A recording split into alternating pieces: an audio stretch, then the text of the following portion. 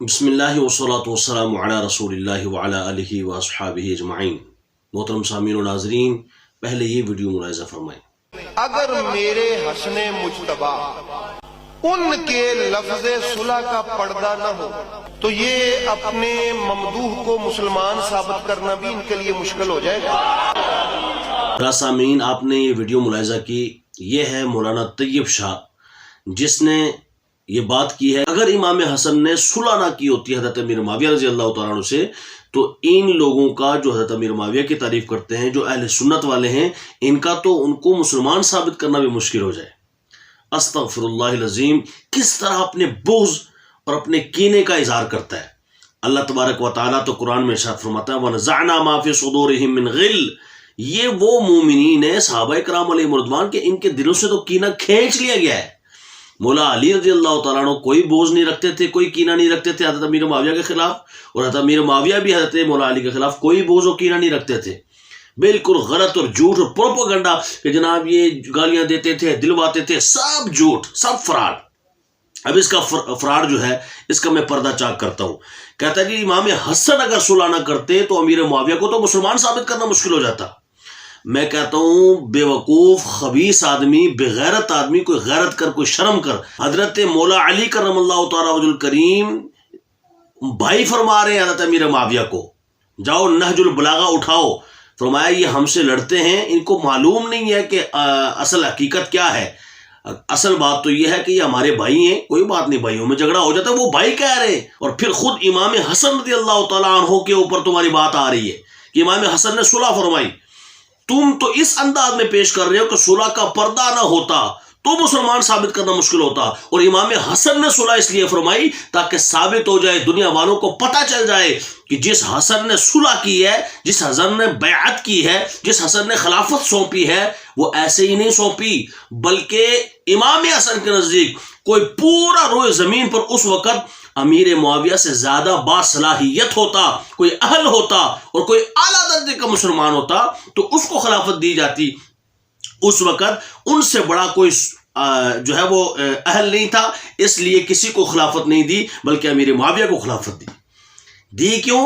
کیونکہ وہ حدیث پاک سامنے تھی کہ خلافت راشدہ کا یہ زمانہ ہوگا، اور اس زمانے میں امام حسن کے 6 مہینے بھی تھے، وہ پورے ہو چلے۔ اب امام حسن نے آگے خلافت دے دی، اور حضرت امیر معاویہ کو خلافت کا اہل سمجھا تو دی، نا اہل کو یہ تو تمہاری خلافتیں ہیں نا، جس کو مرضی ہے وہ خلافت دے دو، جس کے اوپر تم راضی ہو جاؤ۔ یہاں رضامندی اپنی نہیں چلتی، یہاں امام حسن نے دیکھا کہ رب کیا چاہتا ہے اور مصطفیٰ کیا چاہتے ہیں، یہی اعلیٰ حضرت فاضل بریلوی نے لکھا۔ اللہ رسول کی پسند سے خلافت جو ہے وہ حضرت امیر معاویہ کے سپرد ہوئی۔ 27واں پارہ ہے، سورۃ الحدید ہے، اور اس کی آیت نمبر 10 ہے۔ جس کا جی چاہے پڑھ لے، اور خاص کر یہ طیب شاہ، نام اس نے طیب رکھا ہے، ساری ناپاکی والی باتیں کرتا ہے، ایک صحابی رسول کے خلاف تم باتیں کرتے ہو، کاتب وحی۔ یہ آیت نمبر 10 ہے، فرمایا لا يستوی منکم من انفق من قبل الفتح وقاتل اولئک اعظم درجة من الذین انفقوا من بعد وقاتلوا وکلا وعد اللہ الحسنى واللہ بما تعملون خبیر۔ تم میں فتح سے پہلے خرچ کرنے والے اور جہاد کرنے والے برابر نہیں ہیں، اور فرمایا وہ بعد میں خرچ کرنے والوں اور لڑنے والوں سے مرتبے میں بڑے ہیں۔ یہاں یہ بات بھی آ گئی، یعنی حضرت مولا علی پہلے خرچ کرنے والے ہیں، پہلے ایمان لانے والے ہیں اور پہل کرنے والے ہیں، اور حضرت امیر معاویہ بعد والے ہیں۔ فرمایا یہ پہلے والے اونچے درجے کے ہیں، بعد والے ان سے نیچے درجے کے ہیں۔ پتہ چلا کہ ہم قرآن پڑھ کے بتاتے ہیں الحمدللہ اہل سنت کبھی بھی مولا علی کرم اللہ تعالیٰ وجہ الکریم کو حضرت امیر معاویہ کے برابر نہیں کرتے، بلکہ اونچا سمجھتے ہیں، اور ہم کیا، ہمیں قرآن نے بتایا اس لیے اونچا سمجھتے ہیں۔ لیکن یہ توجہ کرنا کہ ان کی شان اور مرتبہ یہ ہے حضرت امیر معاویہ کی کہ وہ جو بعد والے ہیں، اللہ تعالیٰ فرماتا ہے وہ بعد والے اگرچہ پہلے والوں سے کم درجے کے ہیں، لیکن کل وعد اللہ الحسنى، اللہ نے پہلے والوں سے ابو بکر، عمر، عثمان، علی، ان سے بھی، اور بعد میں خرچ کرنے والے، بعد میں ایمان لانے والے، جس میں امیر معاویہ رضی اللہ تعالیٰ عنہ بھی شامل ہیں، فرمایا ان سب سے اللہ نے جنت کا وعدہ فرما لیا۔ یہ ہے ہر صحابی نبی جنتی جنتی، جس نعرے سے بہت زیادہ تکلیفیں ہوتی ہیں۔ واللہ بما تعملون خبیر، اور فرمایا اللہ تمہارے کاموں سے خبردار ہے، جو تم کرنے والے ہو تعملون، جو آئندہ بھی کرو گے نا، اللہ تبارک و تعالیٰ خبردار ہے کہ تم کیا کرو گے. تمہاری جنگیں، جنگ صفین، نہروان، جمل، ساری جنگیں میرے سامنے ہیں. اور فرمایا اللہ ان سب کو جاننے کے باوجود فرماتا ہے تم سے جنت کا وعدہ کر لیا. کیوں؟ اللہ جانتا ہے کہ ان کے دل میں کینہ نہیں ہے، ایک دوسرے کے خلاف بغض نہیں ہے ذاتی طور پہ. ان کی لڑائیاں اور جنگیں جو ہے وہ ذات کی خاطر نہیں، یہ ایک شرعی مسئلے کی خاطر ہیں. تو اجتہاد یہی تو ہوتا ہے نا کہ جو قرآن و سنت کی روشنی میں اجتہاد کرے، اگر صحیح ہو تو 2 گنا ثواب ملتا ہے، صحیح نہ ہو تو 1 گنا ثواب ملتا ہے. کیا شان ہے امیر معاویہ کی، جنگیں کر کے بھی ثواب ہی ملتا ہے، 1 گنا ثواب ملتا ہے. کیونکہ ان کی جنگیں ذات کی وجہ سے نہیں تھی. کہ حضور کی حدیث پاک ہے کہ جب حضرت عثمان کو مظلومانہ شہید کیا جائے گا تو حق پر وہ ہوگا جو عثمان کے ساتھ ہوگا. اس حدیث کو دلیل بنا کر حضرت امیر معاویہ رضی اللہ تعالیٰ عنہ جنگ فرماتے تھے، اگرچہ حق پر حضرت مولا علی کرم اللہ تعالیٰ وجہ الکریم تھے اور سامنے حضرت امیر معاویہ رضی اللہ تعالیٰ عنہ خطائے اجتہادی پر تھے. پوچھو ذرا امام حسن سے کیوں صلح کی؟ کیونکہ قرآن کی وہ آیت جو ابھی میں نے آپ کو سنائی یہ سامنے تھی کہ اعلیٰ درجے کا وہ مسلمان ہے، اور یہ حدیث بھی سامنے تھی جو میں سنا رہا ہوں بخاری شریف کی، کہ فرمایا یہ میرا بیٹا حسن ان ابنی ھذا سید لعل اللہ ان یصلح به بین فئتین عظیمتین من المسلمین، 2 مسلمانوں کی عظیم جماعتوں کے درمیان صلح کرائے گا. تو یہ مسلمان ہم کیا کریں گے بھائی؟ مسلمان ہی ثابت نہ کر سکتے ہو، قرآن انہیں مسلمان ثابت کر رہا ہے، حدیث رسول مصطفیٰ مسلمان ثابت کر رہے ہیں. ابھی جنگ نہیں ہوئی، پہلے ہی حضور فرما رہے کہ میرا یہ بیٹا حسن مسلمانوں کے درمیان صلح کرائے گا.